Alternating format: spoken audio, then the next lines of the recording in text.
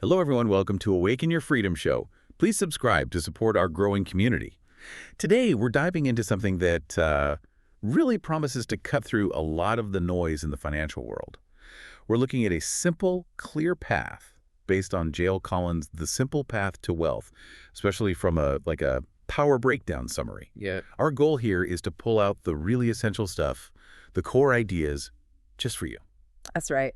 And it's needed because honestly, personal finance often feels, well, deliberately complicated, doesn't it? You've got all these strategies, the jargon, products being pushed at you constantly. It's easy to just feel totally overwhelmed. Yeah, paralyzed almost. Exactly.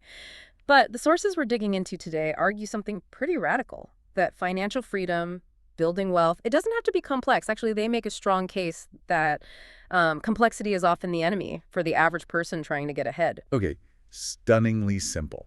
That's the core premise from these sources, right? Financial freedom is stunningly simple, which, I gotta say, sounds almost too good to be true when you look at the huge industry built around making it seem difficult. It does sound that way, but the action plan itself is boiled down to just like three things, almost a mantra. Spend less, invest the rest, be free. That's it. That's basically the whole system in a nutshell, according to this view. Spend less, invest the rest, be free. Okay, simple words. But putting that into action needs steps. What are the concrete things someone needs to do? So it logically starts with living below your means. You can't invest what you don't have, right? And so first create that gap, that surplus. Makes sense. Then, and this is where the language gets really strong, avoid debt. Like really avoid it. The author uses terms like poison or a cancer of the wallet. Wow. Cancer of the wallet. That Yeah. paints a picture. Yeah, it's framed not just as, owing money, but as something that actively eats away at your ability to build wealth and control your own time. Okay, so rein in spending, kill the debt. What's next on this simple path? The next big piece is consistent investing. And importantly, not complex trading or stock picking. It's about consistently putting that surplus money you created into specific, very low-cost investments like index funds. Index funds, okay. And then you let the magic, the power of compound interest work for you over a long time. Ah, compounding. The eighth wonder, some say? Exactly. And the final piece, it's maybe the hardest. Patience. Just be patient. Oh, simple, but not easy. Precisely. This whole thing is framed as a marathon, definitely not a sprint. It takes discipline. You got to stay the course for years, maybe decades. Simple concept, but needs that consistency and, frankly, emotional control not to bail when things get scary. Right, not jumping ship during downturns. Now, there's a great example in the sources that makes this really hit home. The one about the teacher. Can you walk us through that? Yeah, that example is powerful because it shows you don't need a huge income or some kind of financial wizardry. So the source talks about a teacher, right, making, say, $45,000 a year, a pretty normal salary. Okay. If she commits to living on 80% of that, so saving 20% and invests that 20% consistently. Which is about, what, $750 a month? Yeah, around that. Invest it every month into a broad, low-cost index fund tracking the whole U.S. stock market like VTSAX or an ETF like VTI. Over a typical teaching career, doing nothing else fancy, she could realistically end up retiring with over $1 million. Just from consistently investing 20% of a $45K salary? Yeah. That really challenges the narrative that wealth is only for the super rich or the super savvy. It completely does, and that's the big insight the source hammers home. Most people overcomplicate building wealth. They chase hot stocks. They try to time the market. They get tangled in complex strategies that mostly just generate fees for someone else or lead to mistakes. The real key from this perspective, live below your means. Invest consistently in the whole market. And this is crucial. Get out of your own way. Get out of your own way, meaning Yeah. our own emotions. Yeah, exactly. Our fear when the market drops, our greed when it climbs, our impatience. Those are usually the biggest roadblocks, not the market itself. Okay, that leads to a really interesting point the sources raise, this simple path versus, well, the system. If it's this simple and effective, why isn't this the main advice you hear everywhere, especially from, like, Wall Street? Yeah, the source is pretty blunt about this. It suggests that Wall Street and a lot of the financial industry actually profits from complexity and activity. How so? Well, think about it. More complexity means more products they can create and sell. More trading means more commissions. More sophisticated strategies mean more reasons to hire advisors who charge fees, often a percentage of your assets. So the incentive, according to this viewpoint, is actually towards complexity because that's where the money is for the industry. That's the argument presented, yes. But It's a direct contrast to the Collins plan, which is like no individual stock picking, no trying to guess market tops and bottoms, and a real skepticism towards advisors who might be skimming off your future with fees. right, the idea you don't need an expensive guide for a path this simple. Exactly. Instead of trying to be smarter than everyone else, the strategy relies on a fundamental belief about the market itself. Which is? The market always goes up over time. Always. Maybe not day to day or even year to year. There will be crashes. Yeah, definitely crashes. But over the long haul, decades, the overall trend is positive growth. So your job isn't to predict the dips and rises, it's just to stay the course, participate in that growth. And history kind of backs that up, doesn't it? Like looking at the S&P 500. It really does. The source points out, look at the S&P 500 from, say, 2008 to 2023. That period included the massive '08 crash, the euro crisis, the pandemic drop, huge scary events. Right. And yet the average annual return over that time was still over 10%. People who panicked and sold during the dips, they locked in big losses. People who held on or even kept buying, they benefited hugely as the market inevitably recovered and hit new highs. So stay the course isn't just a nice platitude. It's historically been the winning strategy for passive investors. That's the core message. And the source delivers what it calls a truth bomb about this style of investing. A truth bomb. Okay, what is it? The truth bomb is index investing works every single time over the long run. But it's not sexy. No, not sexy. Nope. You don't get exciting stories to tell at parties about how you picked the next big thing. It's kind of boring, actually.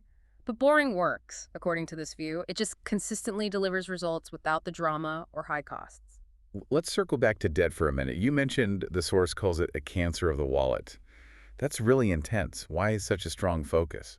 Because it's seen as this insidious thing. It feels normal in our culture, right? Student loans, car payments, credit cards. Everyone Right. seems to have them. Yeah, totally normal. But the source argues it slowly, quietly destroys your financial freedom. It eats up the money you could be saving and investing. It keeps you tied to jobs you might hate just to make the payments. And it lists those common examples, student loans, car leases, credit cards, as things that trap people. Exactly. And it goes further, framing them as almost being engineered to keep you dependent. Engineered, wow. Yeah, it's a strong claim. The idea is that easy access to debt, combined with societal pressure to consume, creates this cycle where people are always working to pay off past spending, which limits their future choices and their ability to build real wealth. There's a story in the source about a young couple who took this debt-free idea really seriously, right? Right, yeah, that story is pretty incredible. It's an extreme example, maybe, but it shows the power of the principle. Sure. This couple decided they wanted absolute freedom, so they went all out, paid off every single bit of debt they had, Right. then they slashed their expenses dramatically, moved into a tiny place, lived super frugally. They managed to live on only 50% of their combined income. 50%. Wow, that takes discipline. Huge discipline, but they did it. And after 10 years of this intense focus, saving and investing that other 50%, they quit their jobs. Just quit. Yep, quit their jobs entirely and started traveling the world. They'd built up enough of a nest egg through that extreme saving and simple investing that they didn't need to work anymore. 10 years of intense focus for, well, a lifetime of freedom. That's a powerful trade-off. It really highlights the raw idea the source connects to this. The less you owe, the more you own your time, and time is the real currency of wealth. Ooh, I like that. Time is the real currency of wealth. It reframes everything. It really does. Wealth isn't just about dollars in an account. It's about control over your life, over your hours and days. Debt forces you to sell your future time. Being debt-free lets you buy it back. Okay, so let's talk specifics on the investing side. The source often mentions VTSAX. Why that specific fund? Is it the only option? VTSAX, Vanguard Total Stock Market Index Fund Admiral Shares, is definitely Collins's preferred recommendation. And the source is careful to say, look, he's not sponsored. This is just what he thinks works best for this simple strategy. But are there other similar options? Oh, absolutely. ETFs like VTI, which also tracks the total U.S. market, or VOO, which tracks the S&P 500, are often mentioned as great low-cost alternatives. For international exposure, something like IWDA might fit the bill. The key is broad diversification and super low costs. Got it. So why is something like VTSX or VTI considered so effective, maybe even the GOAT greatest of all time for this philosophy? Well, there are a few core reasons given. First, massive diversification. You buy VTSAX, you instantly own a tiny piece of practically every public company in the U.S. Thousands of them. Big ones, small ones, everything in between. So you're not guessing winners, you own the whole field. Exactly. You're diversified across the entire U.S. economy automatically. Second, the source calls it self-cleansing. Self-cleansing, what does that mean? Think about it. Bad companies, ones that are failing, they shrink, their stock price drops, and they eventually fall out of the index. Good companies, innovative ones that succeed, they grow.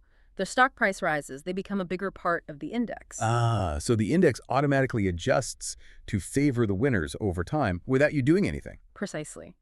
You shed the losers and gain more exposure to the winners passively. And the third huge factor is cost. The expense ratio. Yes, the expense ratio on funds like VTSAX or VTI is incredibly tiny, like fractions of percent per year. Which means? Which means almost all of your money and almost all of the market's return stays in your pocket, compounding for you, instead of getting eaten up by fees year after year. Those fees might seem small, but over decades, they make a massive difference. So it really boils down to betting on the whole system long term. That's the core belief. Like the source says, you're betting on the American economy long term, and that's a bet that's always paid off given enough time. It's confidence in overall progress and innovation. Okay, so all these steps: spend less, crush debt, invest simply in low-cost funds, be patient. Yeah.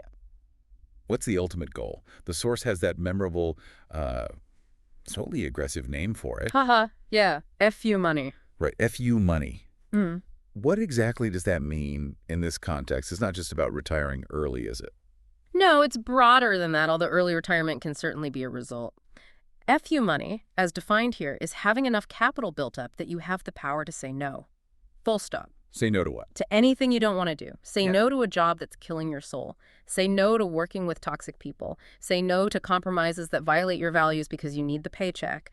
Say no to staying in bad situations purely for financial reasons. Ah, so it's money that buys autonomy, freedom. Exactly. It buys the freedom to walk away, the freedom to handle a crisis, a job loss, a medical issue, without being completely derailed or forced into terrible choices. It gives you the breathing room, the security to take calculated risks, maybe start your own thing, pursue a passion, travel, because you have that financial foundation. Like the source quotes, money buys freedom, and freedom is the ultimate goal. That quote really sums up the whole philosophy. It's not about hoarding gold coins like Scrooge McDuck.